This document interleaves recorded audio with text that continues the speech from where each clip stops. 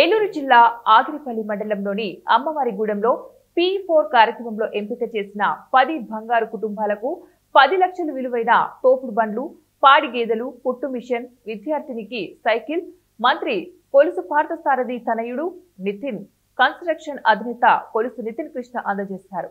P4 కార్యక్రమం దేశంలోని ఇతర రాష్ట్రాలకు ఆదర్శంగా అన్నారు. పేదరికం లేని సమాజాన్ని రూపొందించాలన్న ముఖ్యమంత్రి చంద్రబాబు సంకల్పానికి పూర్తిగా సహకరిస్తామన్నారు.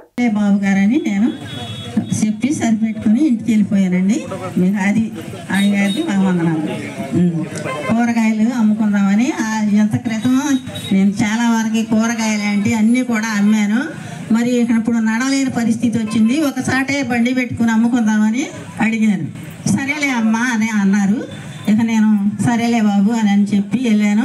నువ్వు పెద్ద వయసులో ఉన్నావు, నువ్వు బయటికి వెళ్ళలేవు, నీకు దుడ్డు కూడా నేను సహాయం. అదేవిధంగా మన డిప్యూటీ సీఎం పవన్ కళ్యాణ్ గారు, అదేవిధంగా మన ఐటీ శాఖ మంత్రులు లోకేష్ గారు, మరి నూజివీడు మంత్రివర్యులు కొలుసు పార్థసారథి గారు వాళ్ళ ఆలోచన అనుగుణం మేరకు మేము ఈరోజు P4 scheme Nitin Sai construction తరఫున బెనిఫిషరీస్ అందరికీ కూడా తోపుడు బండ్లు, అదేవిధంగా ఆవులు, గొడ్లు, మరి కుట్టు మెషిన్, దాని తర్వాత సైకిల్ ఇవ్వడం జరిగింది.